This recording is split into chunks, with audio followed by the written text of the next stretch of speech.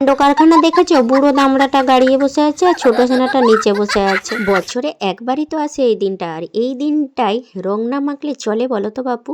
তো ঠান্ডা লাগে যাক, তো আজকে হোলির দিনে রং মেখে পুরো ভূত হওয়া চাই। সে ঠান্ডা লাগলে পরে ওষুধ খেয়ে নেওয়া যাবে, কিন্তু এই দিনটা চলে গেলে কালকে আর তোমাকে কেউ রং মাখাতে আসবে না। চলো, তো তো বলো তো তোমরা কোন দিন হোলি খেললে, 3রা মার্চ না 4ঠা মার্চ? তো আমাদের এখানে তো 3 তারিখ হলো হোলি খেলেছি আমরা। ভিডিওতে ভাইরাল হয়েছিল একটা ভিডিও, যেখানে প্রেমানন্দ মহারাজজি বলছেন যে চন্দ্রগ্রহণের দিন হোলি পড়েছে, তো ওই দিন রং খেলা চলবে না, এটা একটা অসুচ বলে বলা হয়েছিল। জানি না এই ভিডিওটা কতটা সত্য না মিথ্যা, নাকি এআই দিয়ে বানানো। তো যাই হোক, আমাদের এখানে কেউ মানে মানেনি, তো এটাই আমরা খেলছিলাম। তো তোমরা বলো, তোমরা 3 তারিখ খেলে না 4 তারিখ খেললে? তো চলো, তোমাদের সাথে অনেক গল্প করব, পুরো ভিডিওটা দেখতে থাকো, অনেক মজা আছে। তো তোমাদের সাথে তো কথা বলতে বলতে ভুলেই গেছি, আমি কে তোমাদের সাথে পরিচয় করিয়ে দিই।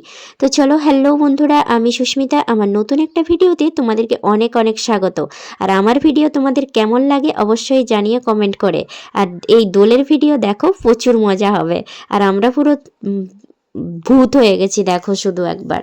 আর এইদিকে দেখো, এখন ওই সকাল 7:30টার মতো বাজে। শ্যামের তো রাত্রেবেলা থেকে ঘুমই হচ্ছিল না, ঘুমিয়েও বলতেছে, ও মা পিচকিরিটা কই গো, ও মা পিচকিরিটা কই গো।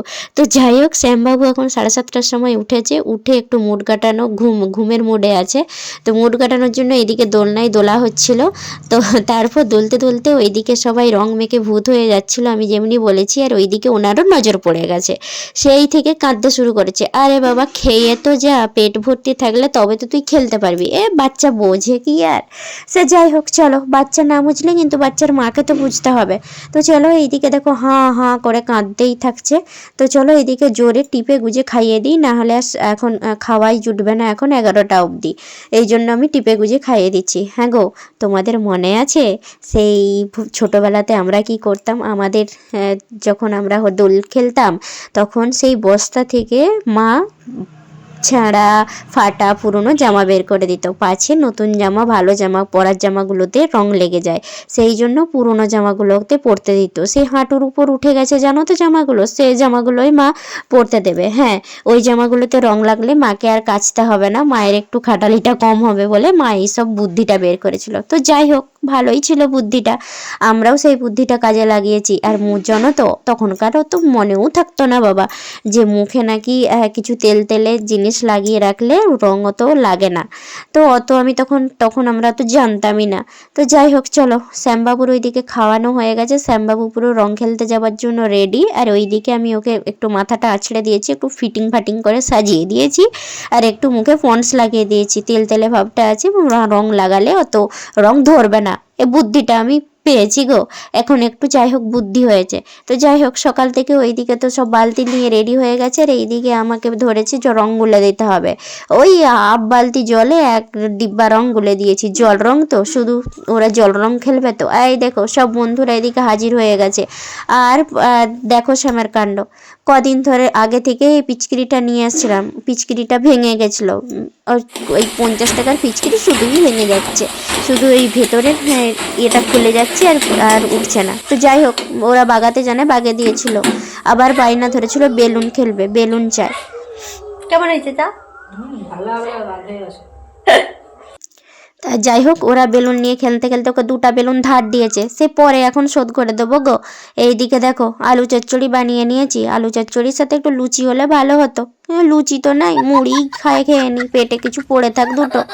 তো এইদিকে 2টো মুড়ি খেয়ে এবারে চললাম এখন রং খেলতে। এইদিকে শ্যাম বাবাকে আমি খাওয়াচ্ছি, দেখো শ্যাম বাবা এখানে পুরো রং মেখে ভূত হয়ে গেছে, পুরো ভালো জামাটাকে অবস্থা পুরো খারাপ করে দিয়েছে গো। আর ছাড়ানো যাবে? আর এই আলমারি থেকে ভালো জামাটা পরে দিয়েছিলাম কালকে, একটা জায়গা নিয়ে গেছিলাম বলে, আর পুরো খারাপ হয়ে গেছে। জানি না বাবা কতটা ছাড়বে। দেখো এদিকে আমার কাণ্ড দেখো, কাকিমা আমাকে পুরো রং লাগিয়ে ভূত করে দিল। যাই হোক, রংটা হাত রং না, এখন সবাই প্রথমে আবির নিয়েই খেলছিলাম। দেখো, বাচ্চারাও তো খুব খুশি হয়ে গেছে। আর শ্যাম দেখো এদিক ওদিক ছোটাছুটি দৌড়াদৌড়ি করছে। শ্যামের পছন্দের কালার হচ্ছে পিঙ্ক, বলছে ও নানি দেখো,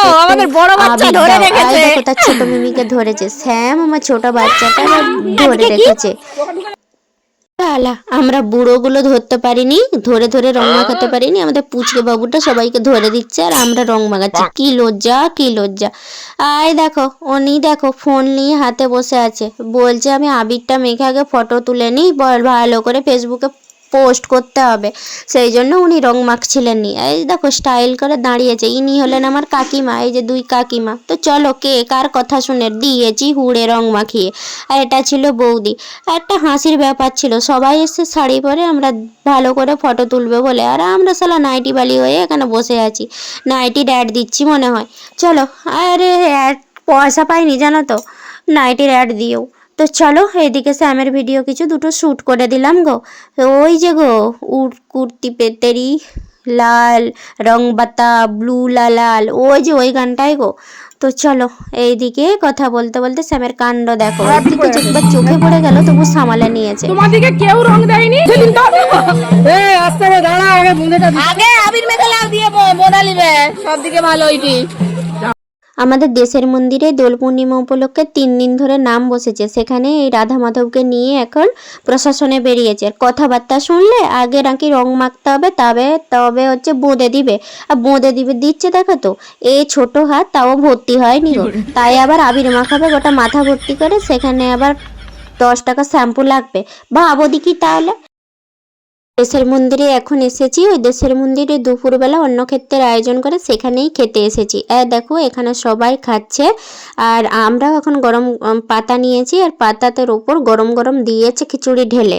তো খিচুড়ির সঙ্গে ও বাবা এবছর আবার করেছে আলু পোস্ত, অন্য বছর বাঁধাকপি করে, এবছর আবার খিচুড়ির সঙ্গে আলু পোস্ত দিয়েছে গো। এই যে মা আবার চাইছে, এক হাতা দিয়ে গেছে, বলছে আর একটু দিয়ে দাও গো, ঠান্ডা করি পরে বসে বসে আরাম করে নাই খাওয়া যাবে। ওরে বাবা যা গরম গো, আর গরম গরম খিচুড়ি পুরা পেটটা জ্বলে গেল। এই যে আমরা এখন 3 জনে বসেছি এখন খেতে। আর এইদিকে দেখো স্যামের পাতে দিয়ে দিয়েছে লাল লাল বোঁদে, আর তার সাথে দিয়েছে হচ্ছে পায়েস। তো যাই হোক খিচুড়িটা খুব ভালোই ছিল, খেয়ে নিয়েছি। আর এইদিকে দেখো ঠাকুরের এই মন্দিরটা, এটাই রাধা মাধবের মন্দির। আর এইখানে চলছিল হচ্ছে হরিনাম সংকীর্তন, অনেক মানুষ এখানে শুনছিল। তো এইখানে আমরা যতটুকু সামর্থ্য আমাদের মায়ের, তো এখানে আমরা কিছুটা চাঁদা দিয়েছি।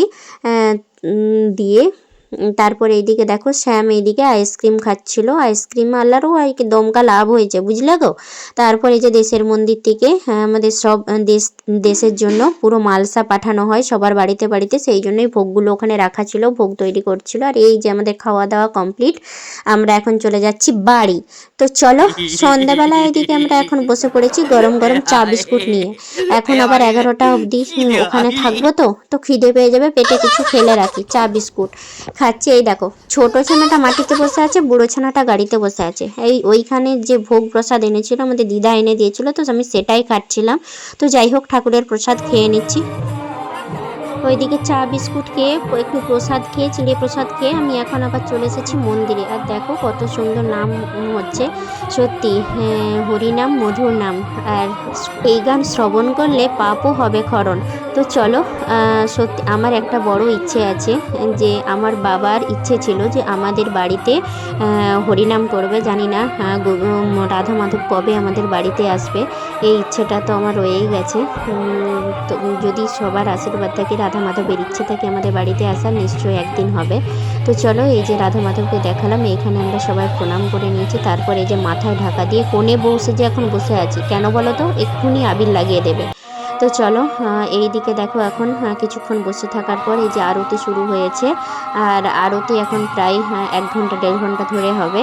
আর এই যে আমরা এখন সবাই বসে আছি আরতি দেখতে দেখতে। এই দিকে মাও দেখো, দেখলাম যে হঠাৎ লক্ষ্য করলো মাও মাথায় ঢাকা দিয়ে বসেছে, বেশিরভাগই মাথায় ঢাকা দিয়ে বসেছিল, পাছে আবির লাগিয়ে দেয়। আর এই যে আমাদের ভোলে বাবা বসে আছে চুপচাপ, আর আমিও বসে আছি। ভোলে বাবা জানো তো, আমি লোককে ভয় পাচ্ছিলাম যে লোক আমাকে পাছে আবির লাগিয়ে দেয়, আর ভোলে বাবা কাউকে না পেয়ে আমার মাথায় এসে দিয়েছে আবির লাগিয়ে।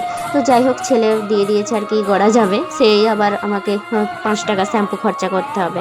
আর এই দিকে দেখো কত সুন্দর হচ্ছে। আর এখন গজা বাতাসা ছড়ানো হবে, আরতি প্রায় শেষের দিকে। তাই হ্যাঁ, কত সুন্দর নাচ হচ্ছে দেখো। আর সত্যি এখান থেকে আসতেই মন চাইছে না, এত সুন্দর হচ্ছে। তো চলো, এটা আমাদের এখানে 3 দিন ধরে হয়। আর হ্যাঁ, আগের দিনও আমি এসেছিলাম, শ্যাম এত জ্বালিয়েছে না কি বলবো। আর এই যে জ্বালানোর কারণটা বলছি। আর এইদিকে দেখো, শ্যাম হিসি করতে যাবে বলে এইদিকে আইসক্রিম কিনে নিয়ে চলে এসেছে। বলো এখন কেমন ঠান্ডা, আর এখন আইসক্রিম খাচ্ছে।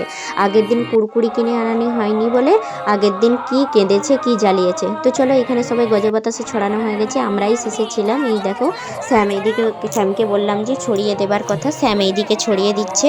তো চলো, আমাদের ভিডিও তোমাদের কেমন লাগলো, পুরো দোল পূর্ণিমার ভিডিও আর রঙের ভিডিও যদি ভালো লেগে থাকে অবশ্যই জানিও। আর দোল পূর্ণিমার দিন শুনেছি নাকি জিলিপি খেতে হয়। তো এইখান থেকে জানো তো, লোকের একটা জিলিপি প্যাক করা আছে আর শ্যাম নিয়েছে হাতে তুলে।